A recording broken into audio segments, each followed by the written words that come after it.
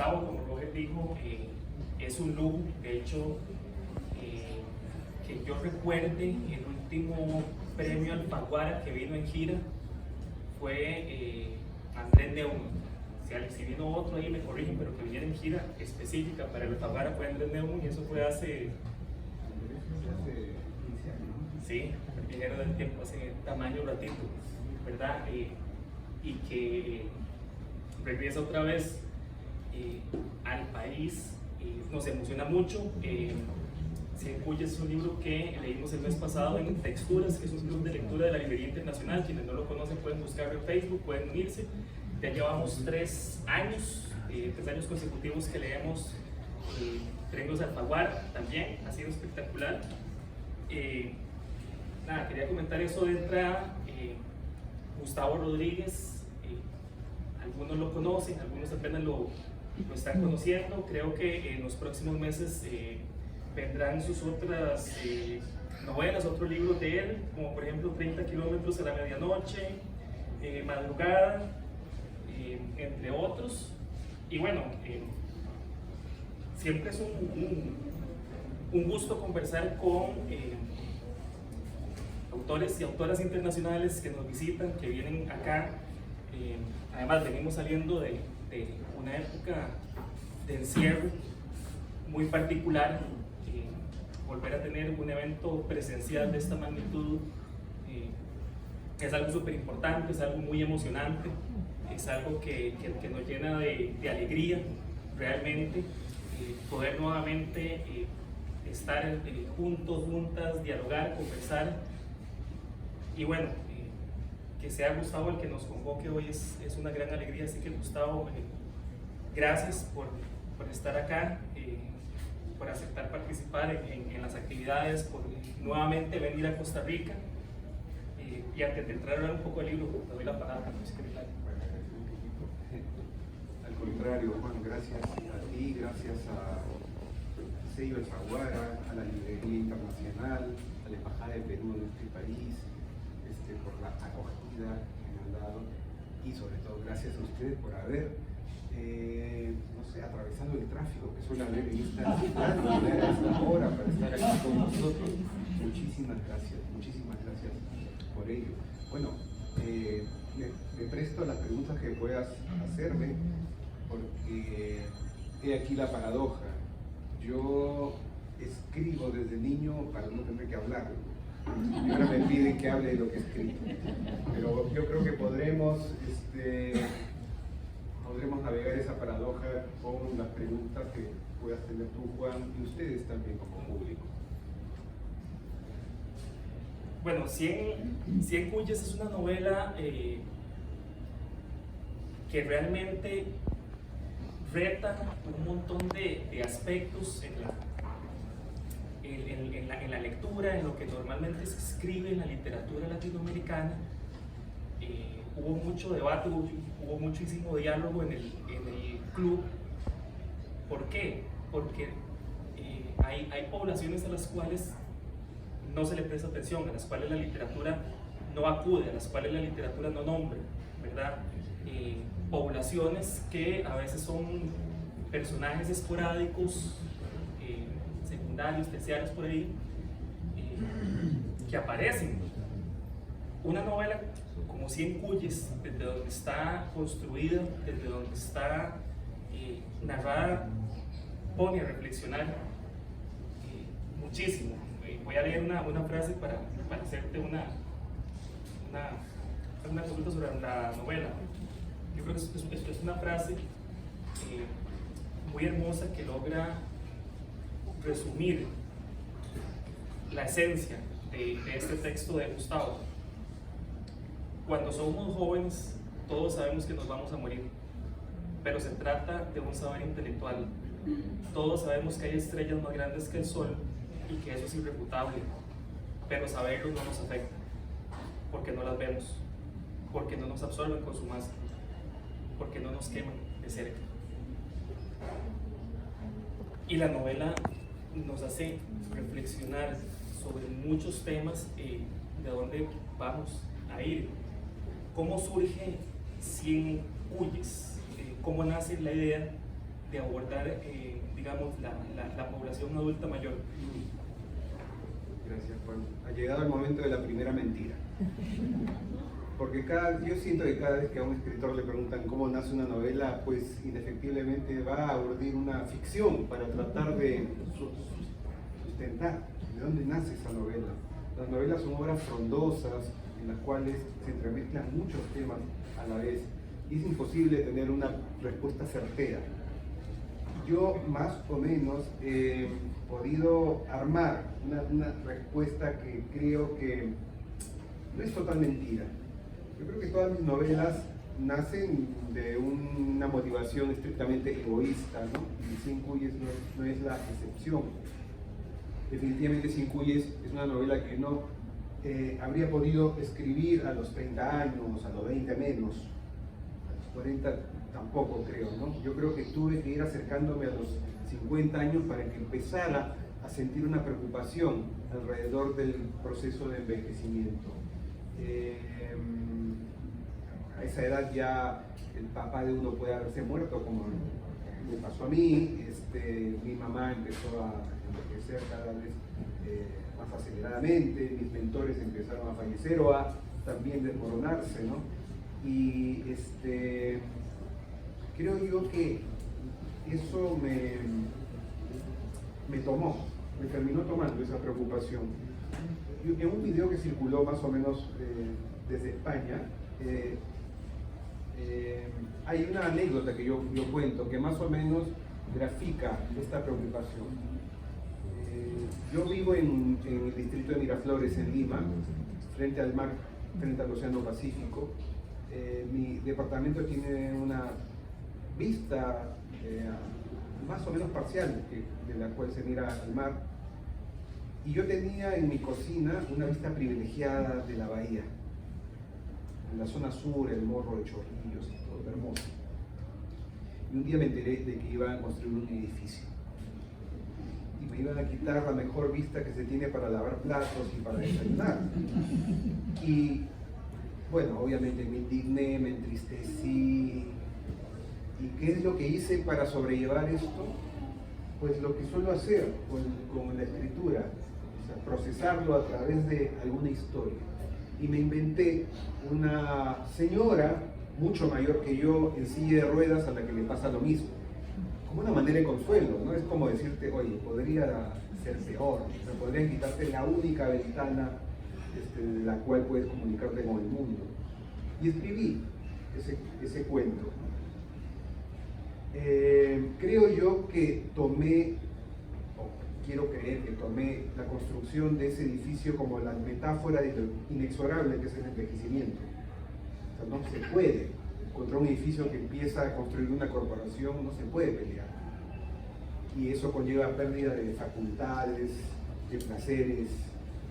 Y creo yo que tomé ese edificio como una metáfora de lo que me estaba preocupando, ¿no? Y de hecho, ahí está ese cuento guardado con un personaje que quedó por ahí flotando. Después vino la pandemia y sabemos lo especialmente dura que fue con nuestros ancianos, ¿no? Y la soledad forzada. Después murió mi suegro, el papá de mi novia, que tuvo una muerte dignísima a la altura de lo digna que fue su vida, y yo lo acompañé y lo acompañamos todos en ese proceso por el cual hizo las paces con la vida. Y creo yo que finalmente fue la muerte de mi suegro lo que terminó por gatillar esa preocupación que ella tenía ahí y precipitó esa nube en texto. Yo creo que eso es lo que pasó y terminé escribiendo esta novela como un poseído, ¿no? Como nunca he escrito una novela antes, así 6-7 horas diarias todos los días. Hay algo que me interesa y yo estoy seguro que a más de una persona le tiene que interesar también, que es el tema de las influencias en el Perú, que vos creces, que empezás a tener acercamientos a la música, al cine, a la literatura. Normalmente se asocia mucho la figura, por supuesto, es totalmente hegemónica de Vargas Llosa con la literatura peruana, pero hay muchísimo más, y hay otra serie de colores, de tonos, de tesituras, de aspectos de la narrativa peruana, y en 100 cuyes se notan, digamos, lo conversábamos, algunas influencias que son más del lado B de la narrativa. Incluso por ahí siento un guiño de Gabriel Infante, que es uno de los autores que yo más admiro, que más me ha movido, y me gustaría saber cómo llegas vos a la literatura, cuáles son tus influencias, qué te marcó, y bueno, qué empezaste un poco a tratar de emular, pero también a derrumbar de esas influencias literarias primeras. Yo sufro una condición que no es muy rara, la verdad. Yo todo lo que leo y película que veo, sobre todo a partir de los 20 y tantos años, olvido. La olvido, o sea, sé que están dentro de mí, todo lo que leo sé que se posa dentro de mí para ser parte del proceso creativo, ¿no? Pero esa es una de las razones por las cuales yo no podría enseñar literatura, estaría todo el rato diciendo así, pues, o sea, parecería un gitano, ¿no? un flamenco a cada rato, así.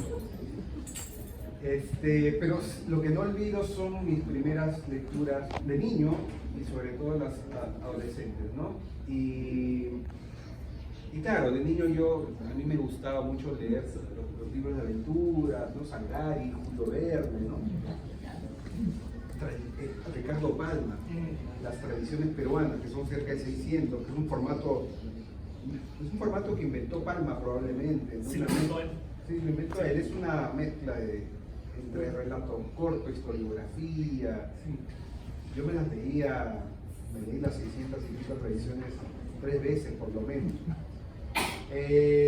Y después en el colegio nos hacían leer, pues, la literatura canónica de entonces, que tenía que ver Ciro Alegría, pero eran historias de bandoleros en los Andes,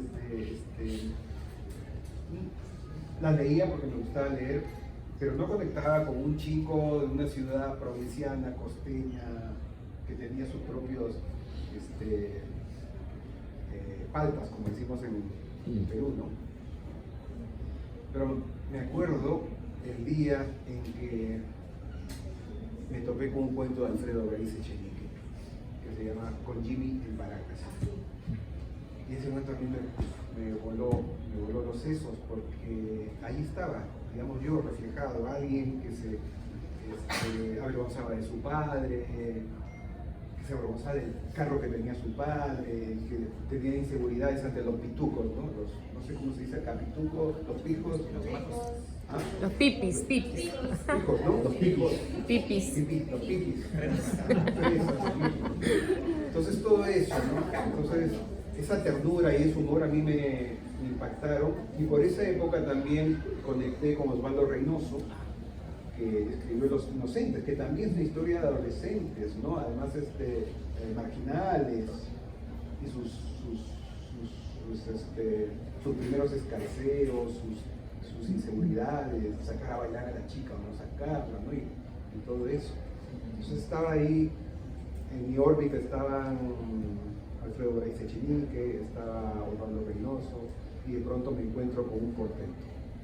El portento se llama Julio Ramón Ribeiro. Me encuentro con La Palabra del Mudo, una edición que sacó Villa Batres en el 81, me parece, que anunciaba en la televisión. Además es impresionante cómo ha cambiado la vida. Y yo descubrí esos cuentos de Reynoso de Ribeiro ambientados en Lima. Es una Lima anterior a la que a mí me tocó vivir, y mi cabeza explotó ahí sin nada. Yo creo que esa triada de autores peruanos fueron los que me emocionaron muchísimo, y algo depositaron dentro de mí.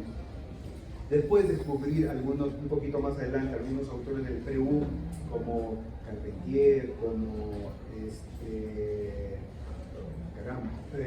Rulfo, ¿no?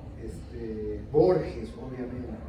Y después los del boom, ¿no? García Márquez, Cortázar, Fuentes, por supuesto Vargas Llosa, un poco más adelante, yo descubrí a Vargas Llosa un poco más adelante, pues terminaron por, no sé, por quién sabe si por hacer querer emular eso que había leído, porque de hecho yo recuerdo que si bien en mi infancia en el colegio yo escribía los cuentos que los profesores, digamos, ponían como ejemplo, a los 16, 15, 16 años yo le agarraba la máquina de escribir de mi padre y trataba de emular a esos escritores que te he mencionado, haciendo mis propios cuentos horribles y feísimos, ¿no? Pero como yo no podía imaginarme, yo no era un muy futbolero y no podía imaginarme ser Messi, por lo menos trataba de imaginarme ser, pues, no sé, pues Ribeiro, ¿no? Cortázar, mientras escribía estos relatitos, estos cuentos. Creo que ahí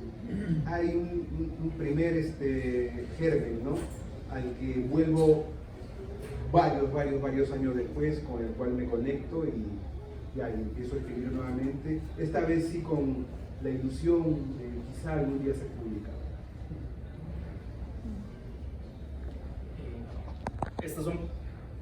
Es una pregunta que yo nunca pierdo la oportunidad de hacerle a los escritores, por curiosidad, por un tema de voyerismo, por supuesto. Es como cuando uno lo invitan a la casa de alguien, lo primero que va a ver es la biblioteca.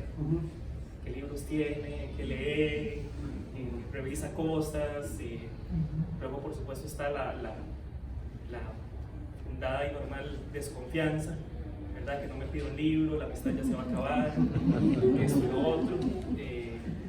Voy a aprovechar para hacer de librero, en vista de que estamos en una librería.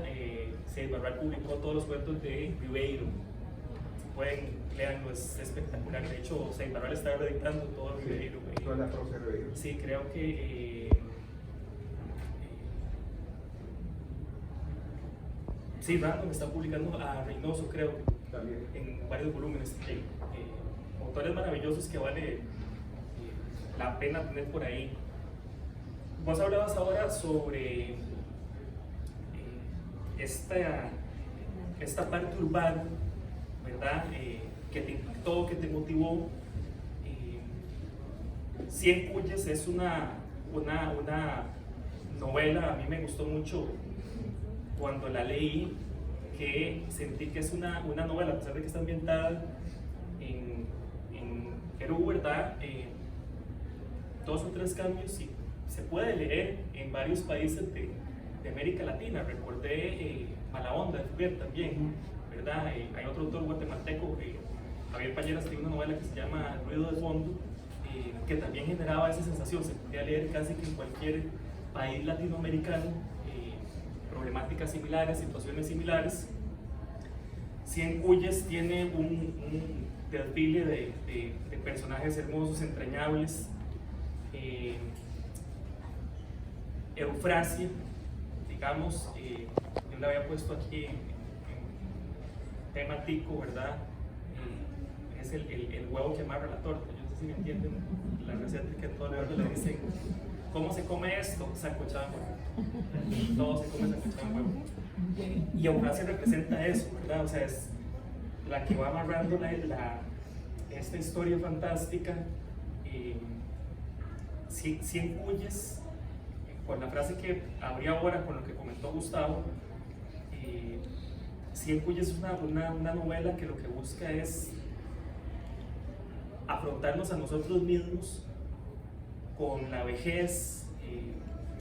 Nos pone a cuestionarnos por qué demoramos tanto en reflexionar, en pensar en ser adulto mayor, las dificultades que eso puede conllevar, los beneficios.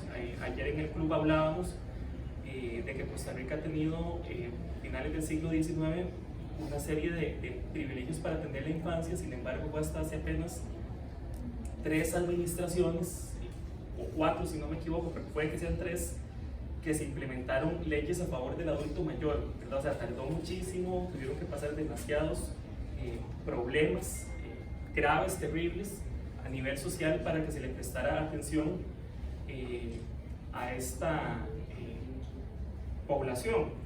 Pero bueno, yo quería hablar de la construcción de estos personajes que vos vas trabajando. Como, bueno, vos tenés un esquema de trabajo, lo ordenás, pero cómo fueron naciendo cada uno de estos personajes para irle dando vida a la novela. Bueno, ya dije que en un momento escribí un cuento, un relato, ¿no? Donde hay una señora a la que construye un edificio. Yo ya tenía la ilusión, no sé si la ilusión, el plan, de repente escribir más relatos así de ancianos, gente que está viviendo sus propias batallas, ¿no? En una sociedad contemporánea. Y me dio pereza.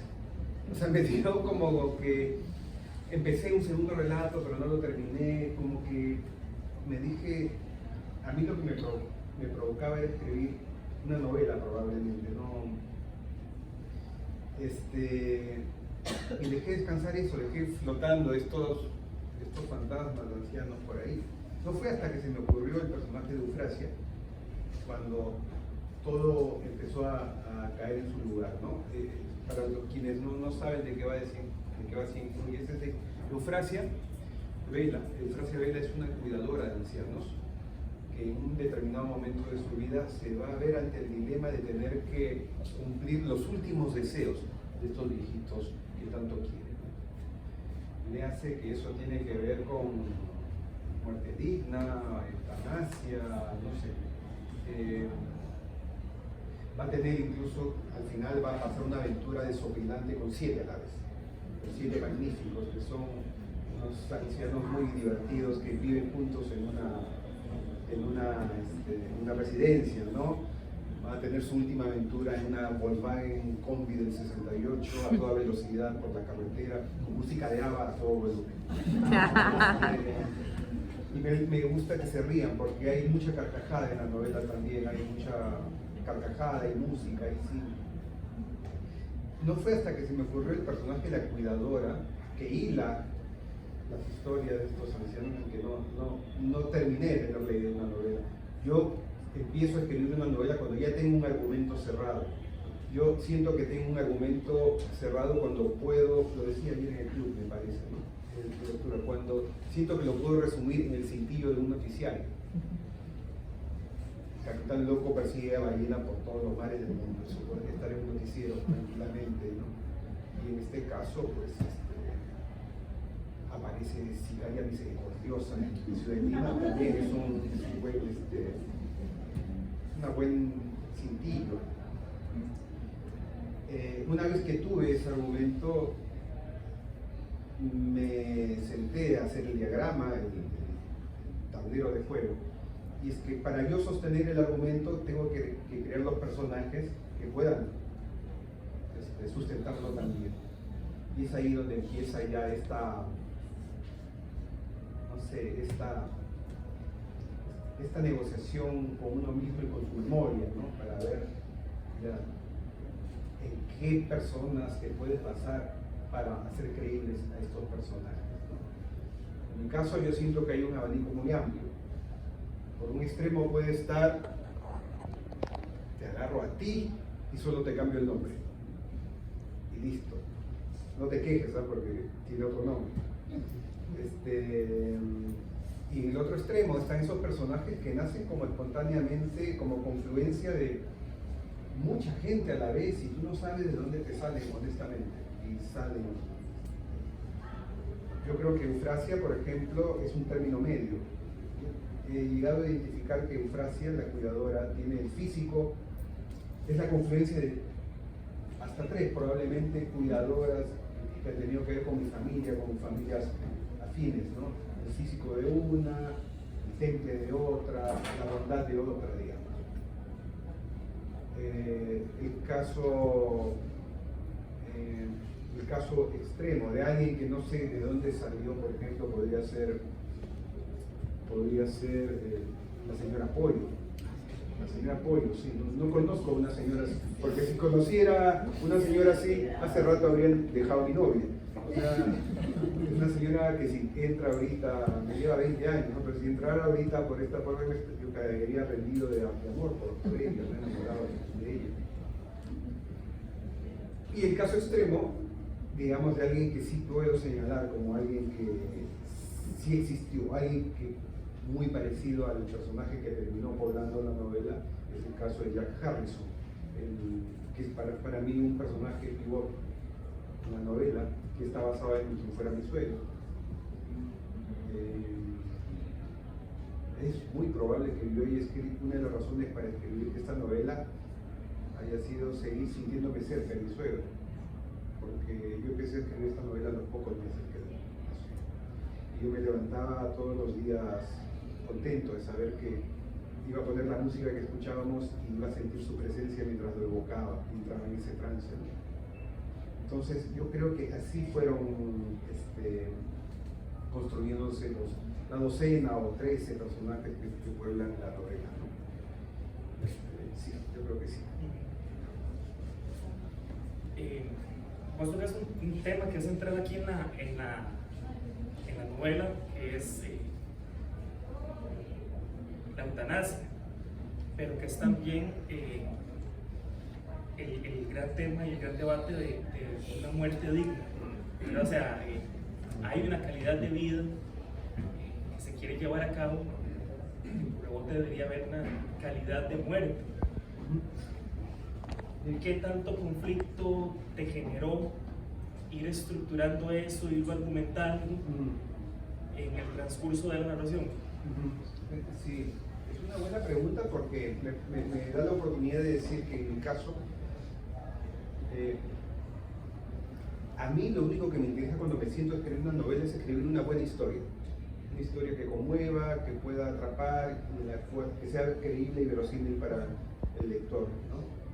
Mis creencias políticas, lo que yo piense, no entra a esa altura ahí.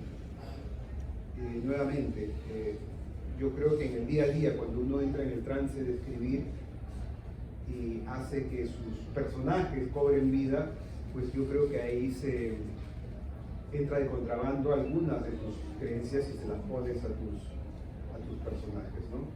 Yo tengo por regla que mi voz narrativa sea amoral, que no adjetive ni critique a los personajes, que sean los personajes los que se rebelen a través de sus pensamientos, sus acciones, sus diálogos, y que el lector finalmente se lleve una idea de lo que está ocurriendo ahí.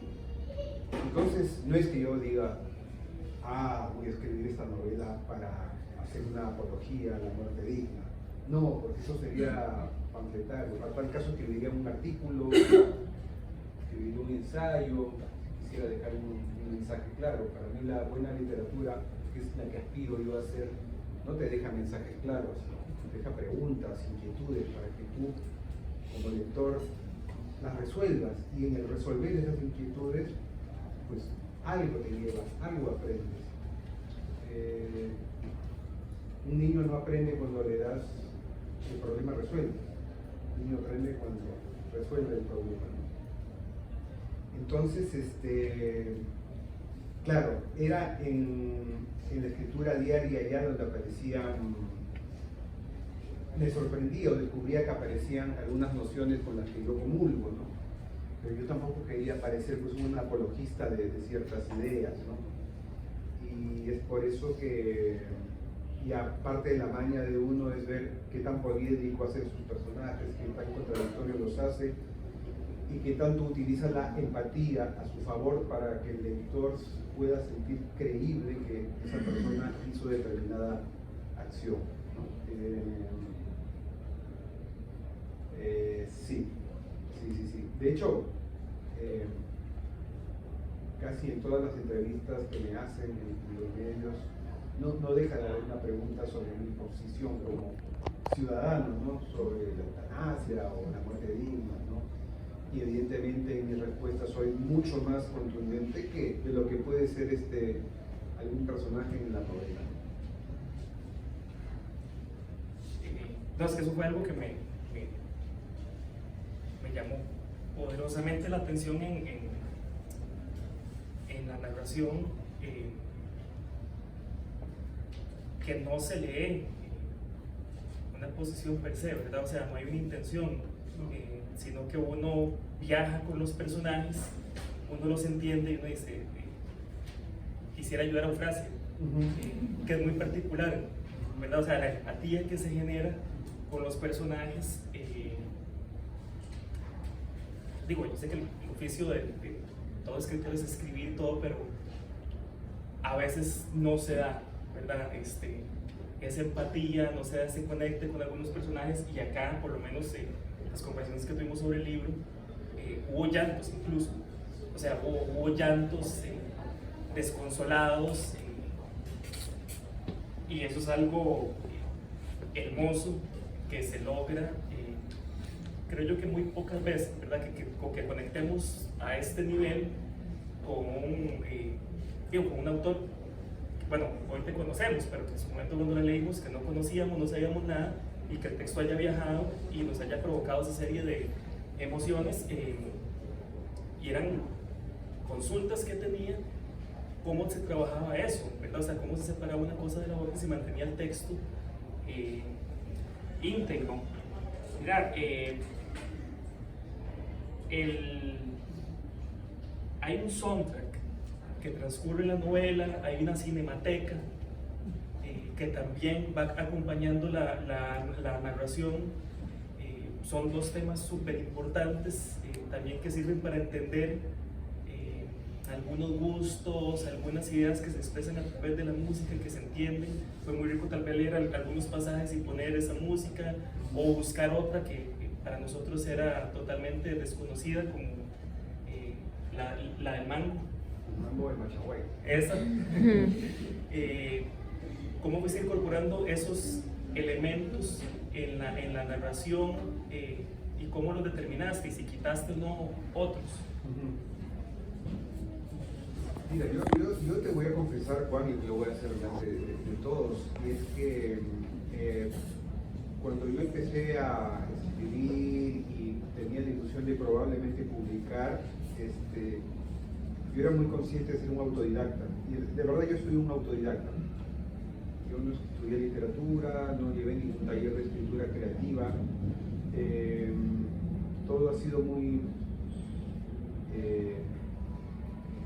intuitivo en mi caso, ensayo, error, escuchar a mis colegas, ¿no?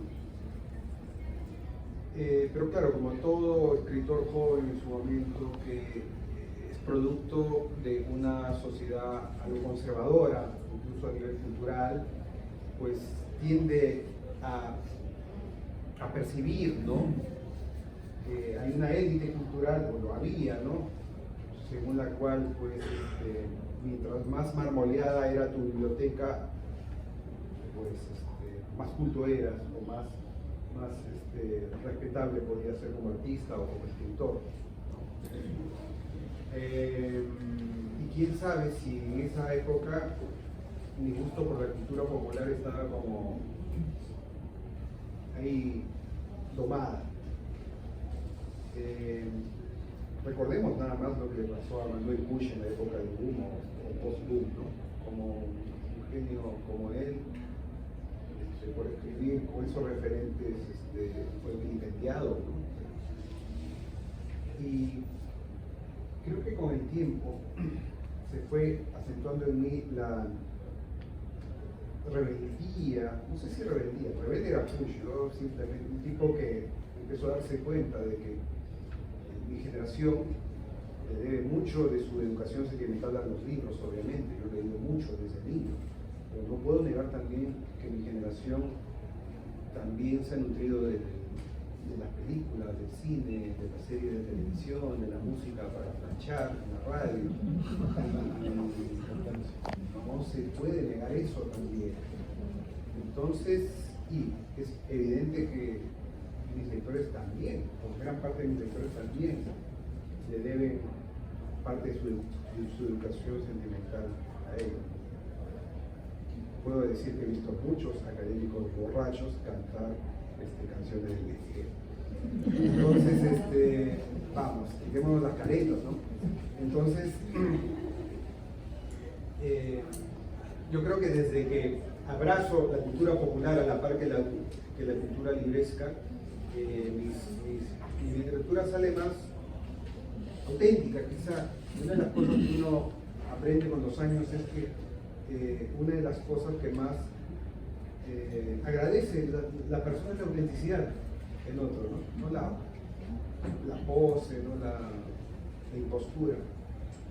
Y si hago recuento de mis novelas, todas mis novelas, hasta la que menos música tiene alguna estrofa, o alguien está escuchando una canción y se nombra, ¿no?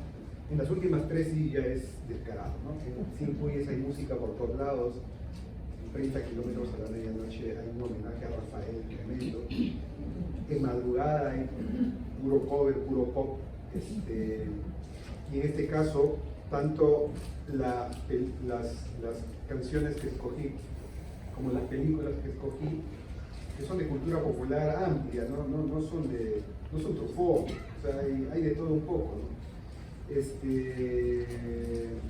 Me sirven quizá para postular algo, y es que la cultura es tan desdeñada, ¿no?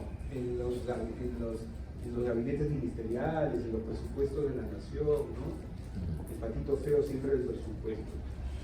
La cultura sirve para unir seres humanos. O sea, la infraestructura es importantísima, porque une cuerpos, une seres, une familias, no vamos a negar eso, ¿no? Une materias primas, comercio, está bien, pero basta con que haya una pandemia, o que estemos en crisis, o que estemos lejos de nuestra tierra, para darnos cuenta de que las canciones, las narraciones, las creaciones de los artistas nos unen también en eso que es tan importante para una nación como es la construcción de una identidad.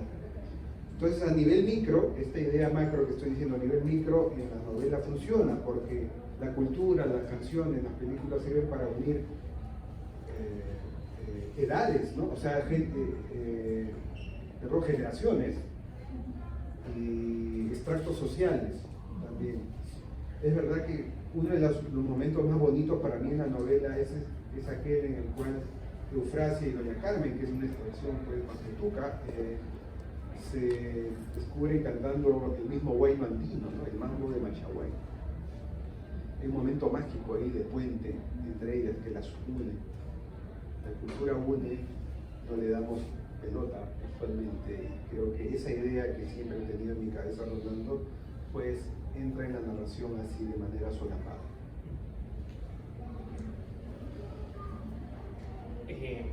A mí me gustaría ir finalizando un poco para dar espacio por si alguien quiere aprovechar y hacerle una consulta a Gustavo.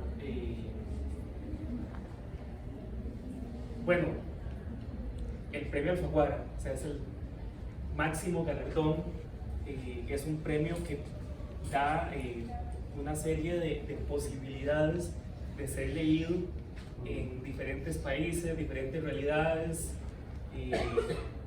lo que vos decís, o sea, un elemento cultural que logra realmente abarcar la totalidad de la palabra de América Latina, ¿verdad? Que no son solo 3 o 4 países, sino que es ya una región más amplia, cruzás el charco, llegas a España, o sea, unís la letra ñ en general, en todo. ¿Cómo te tomó el premio? ¿Cómo lo has sentido? Digo, es muy reciente, pero yo creo que sería bonito saber qué ha implicado, tal vez ya con un poquito de distancia, ese galardón y saber que tenés ahorita un diálogo con una región gigantesca, con un idioma. Sí, es verdad, Juan, todavía lo estoy procesando, creo yo. Es muy reciente, ha sido muy sorpresivo, además, porque yo ya estaba construyendo, son términos incómodos esto, ¿no? Así como éxito es un término incómodo y terrible, carrera literaria también me suena tan, no sé, solamente, creo que solemos confundir las nociones de literatura con la noción de libro, ¿no? El libro es la mercancía, el libro es la mercancía que viaja, la literatura es lo que yo hago a solas conmigo mismo, que después entrego, corrijo, y después entrego, una vez que lo entrego se convierte en mercancía, ¿no?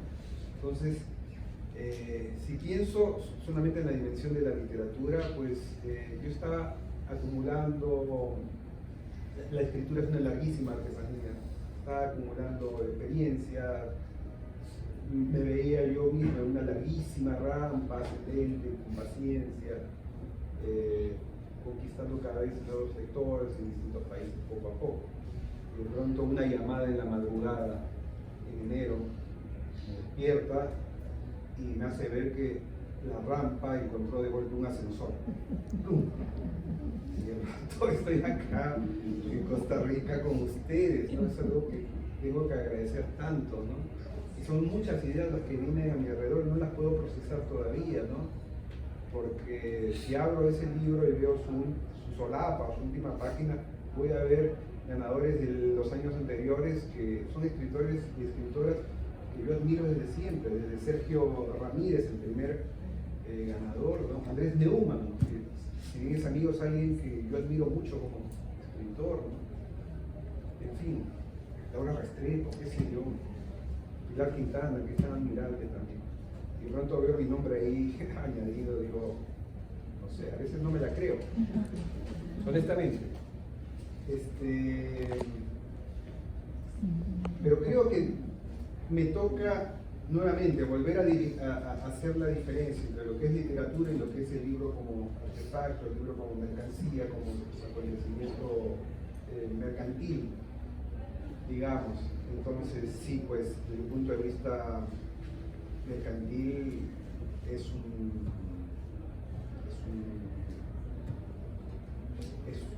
son esteroides. Son esteroides, entonces está bien, agradezco el chute de esteroides, el hidrógeno en el carro, ¿no? Pero desde el punto de vista literario, yo no creo que vaya a cambiar nada. O sea, yo creo que mi siguiente libro lo voy a planificar de la misma forma en que he ido escribiendo los últimos 4. Es más, yo les confieso, yo no sé si 100 Cuyes, no creo que sea mi mejor novela. O sea, yo creo que mis 4 últimas novelas me gustan mucho, hay cosas que me gustan en otras, más que aquí.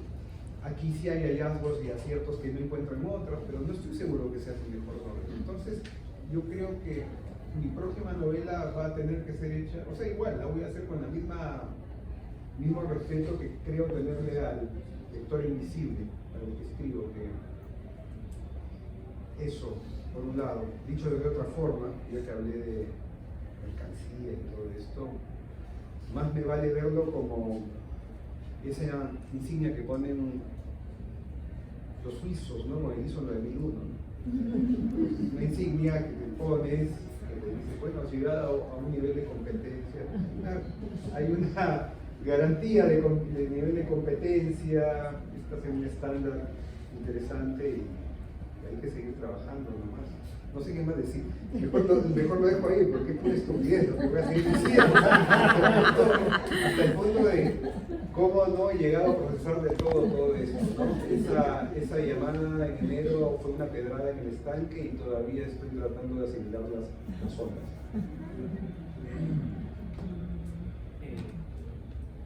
Bueno, la diferencia con eso es que ahora tenés un amplio público en Costa Rica que te va a seguir leyendo, lo cual nos hace muy felices.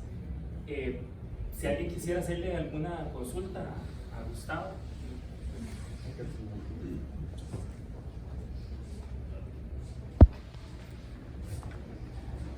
Gracias. Bueno, primero que todo, bienvenido a Costa Rica. Yo tuve el gusto de leer este libro desde mayo. Desde mayo me lo comí en 4 días. Te quiero decir que en Costa Rica tenemos una de las 6 zonas azules, que es considerado donde hay más gente octogenarios en la península de Nicoya. Y el libro me impactó de lo que es, no es longevidad, sino es calidad de vida. Sí, sí. De todos esos octogenarios, ¿cómo se dice? Centenarios. Centenarios. Son centenarios. De la relación con sus hijos, y lo veo en esta novela de la relación de Eufrasia con Nico. Y como Eufrasia tiene el rol con los limeños, por decirlo así, de un estrato social alto, pero ella, hay un momento ahí en la novela a donde ella no está cuidando a su hijo.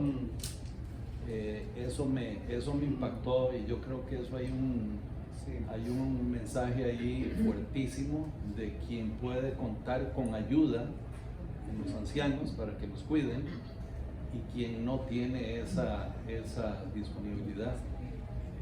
Así es que yo te felicito, lo disfruté mucho. Muchas gracias por esa observación, porque hoy en un club de lectura también recordaba esta metáfora que habla, estos símiles de los que habla Cortázar para diferenciar al cuento de la novela, ¿no? Decía que para él el cuento era una esfera perfecta, ¿no? Con la distancia equidistante, todo muy bien pulido. Y la novela es un árbol, una hermosa imagen, ¿no? Empieza por un tallo y ramifica. Entonces salen una cantidad de temas que uno no tiene previstos, ¿no? Y uno de ellos es justamente la desigualdad. Y en efecto, una de las, casi al final de la novela, o de la mitad para adelante, uno de los principales remordimientos de Eufrasia es: ¿ha valido la pena dedicar mi vida a cuidar a otros y por lo tanto a descuidar a mi hijo? ¿No? Felizmente ella tiene como aliada a su hermana, y después yo creo que la novela tiene un final luminoso, ¿no? Yo creo que a Nico le va a ir bastante bien. Tengo toda una fantasía con respecto a eso. Pero sí, es imposible que uno, viviendo en un país desigualitario como los nuestros, ¿no? Y haciendo una novela realista, no sé, y teniendo cierta apertura a los fenómenos sociales alrededor, pues no se filtren estas disquisiciones, ¿no? En la cotidianidad de los personajes. Y es imposible, pues, no reflexionar también o retratar que en las sociedades desigualitarias, pues la gente pudiente puede echar mano de su comodidad para llamar familia a personas que no son estrictamente de su familia, ¿no? En la novela no se ve esto que voy a decir, ¿no? Pero somos sociedades que usan el lenguaje también con ambigüedad según lo que nos conviene, ¿no? O sea, yo siento, y aquí ya me voy a poner un poco político de repente, que podemos decir que fulana es de la familia, pero siempre hay una letra chiquita, ¿no? O sea, es de la familia mientras no pelee por sus derechos. Y si pelea un poquito por sus derechos, pero que desagradecida, ¿no? Entonces, hay estas cosas que el lenguaje es un arma, pues, finalmente, ¿no? Y todos lo usamos. Pero ya, nuevamente me queda para. Gracias por la intervención, por la pregunta y por leer.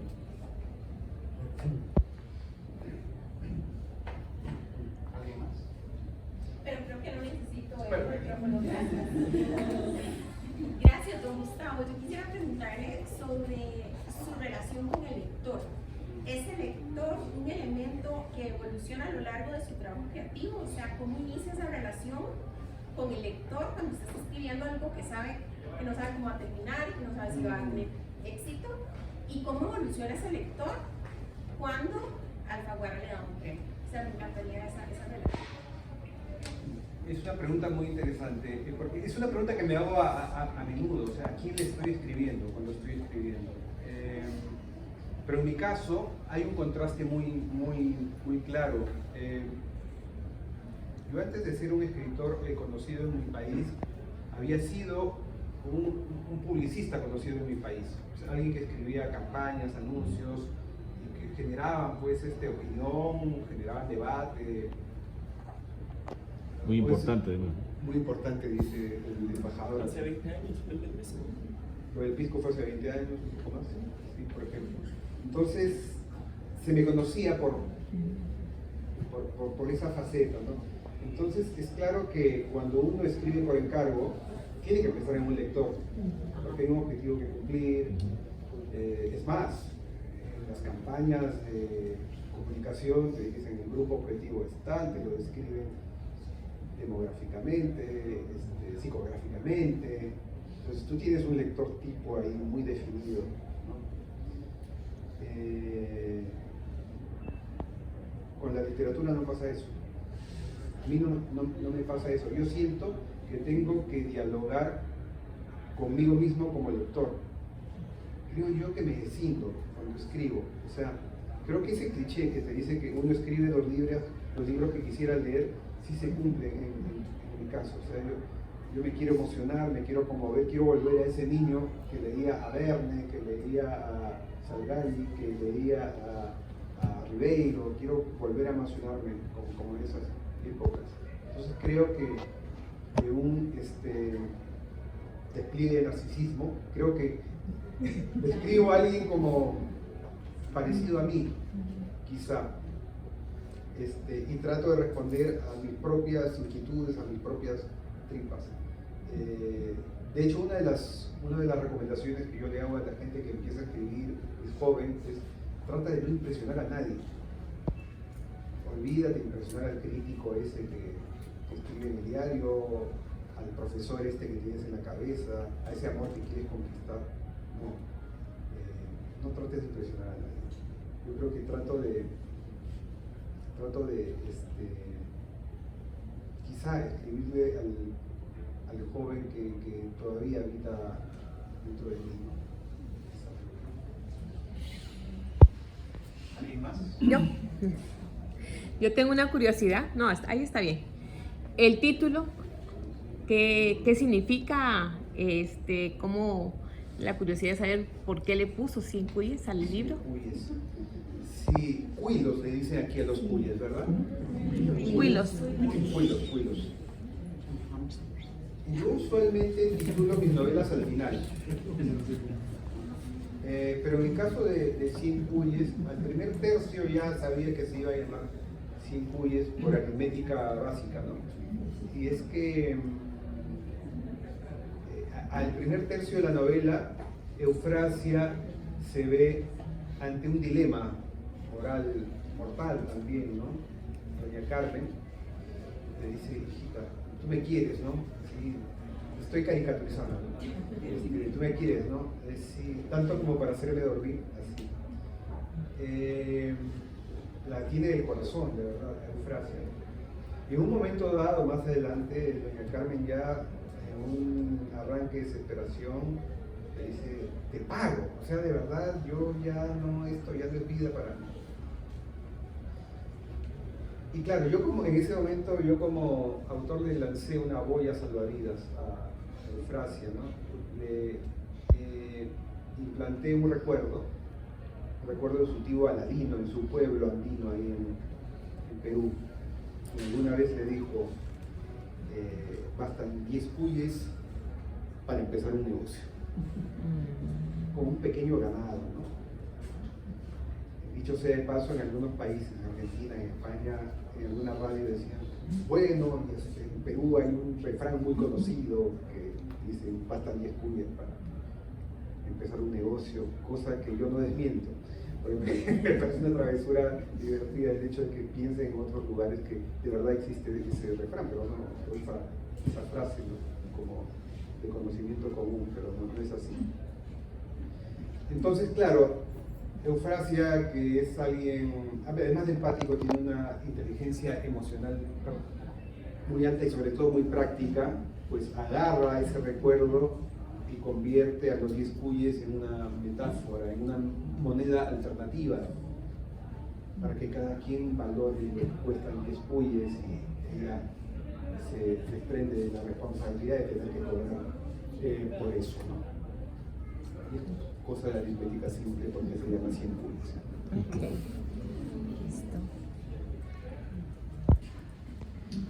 Listo. Gustavo, gracias por por responder la pregunta. Mencionaste algo que me quedó sonando. Los que somos lectores en algún momento siempre nos dio las ganas de escribir. Y tú dijiste, yo soy escritor, que no soy literato y que no he tenido una formación como escritor. ¿En qué momento tú decides dejar tu labor principal y das ese paso a escritor y te sentiste capaz de asumir ese reto? ¿Cómo lo hiciste? Hay que saber diferenciar también a quien escribe por puro placer de quien escribe ya con la ilusión de quizá publicar, ¿no? Porque yo escribo por puro placer desde el inicio, desde pequeñito he escrito. Pero el tema de la posible publicación tuvo su germen cuando mi primera hija venía al mundo. Ella estaba en la barriga de su mamá. No sabíamos qué iba a hacer, qué sexo iba a tener. Y yo me senté un sábado, prendí mi computadora y empecé a escribirle un texto de bienvenida, de presentación a este bebé. Es una manera de: vas a llegar a este hogar, este soy yo un veinteañero. Tengo la romántica teoría de que si eso pasó fue porque algo dentro de mí me dijo: va a venir una nueva vida de la cual te vas a hacer cargo, más te conviene empezar a procesarte a través de lo que sabes hacer. Me salió tan largo que le puse el título de hemorragia. Cosa curiosa, algo se encendió en mí con ese texto porque al fin de semana siguiente me puse a escribir un cuento, como no lo hacía desde mi adolescencia. Y al siguiente fin de semana otro, y después otro, y después otro, y después otro. Y yo no sabía si eran publicables. Un amigo mío que tenía una revista cultural por ahí, un fanzine más que nada, me lo elogió mucho, pero yo no le creía porque era mi amigo.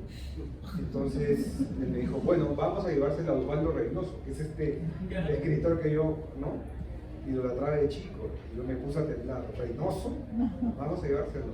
Y yo le llevé el manuscrito de Reynoso en su departamento en el pasaje Caracas, su bata china, gordo, así, canoso blanco. Me lo recibió muy generosamente. Y cuando volví a las semanas, un par de semanas, volví pues temblando por el veredicto y me dijo: publica. Entonces fue como: publica.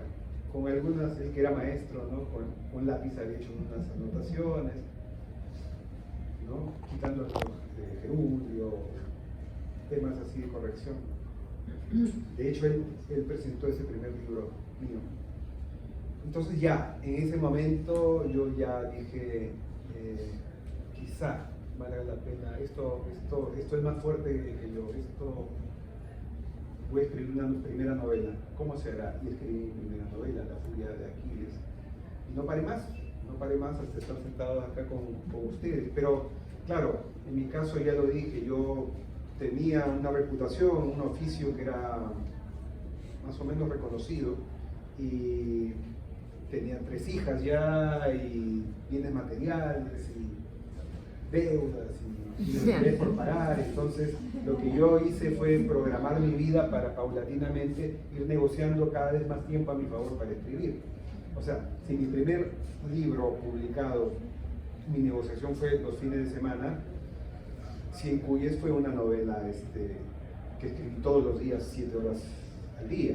O sea, ahí nos podemos dar cuenta de que yo ya hice una retirada muy paulatina y sistemática hasta dedicarme a lo que de verdad ha sido mi pasión desde el libro. Por eso es tema de que cada uno negocie consigo mismo dentro de sus posibilidades. Lo importante para mí es la frecuencia, negociar una frecuencia que pueda cumplir.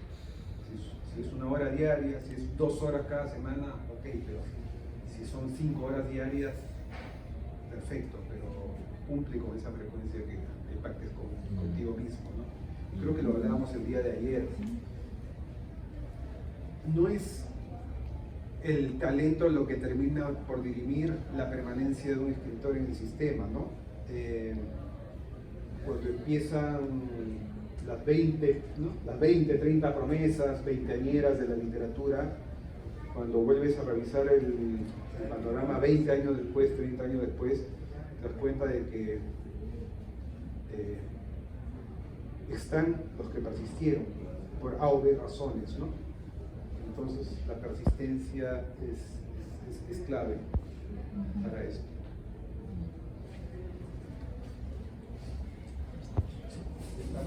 Sí.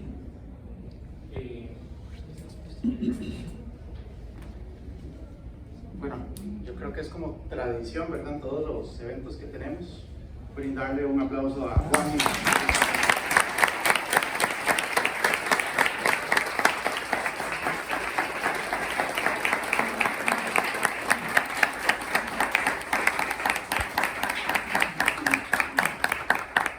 Y siempre es un momento muy emotivo, después, claro, de escuchar a Juan, a Gustavo, de que nos cuente todas esas experiencias tan ricas literariamente, ¿verdad?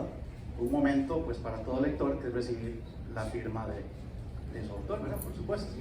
Entonces, vamos a hacerlo de la siguiente manera. Bueno, nos damos un momentito, nada más aquí como para cambiar el set, y vamos a empezar igual, como le fuimos diciendo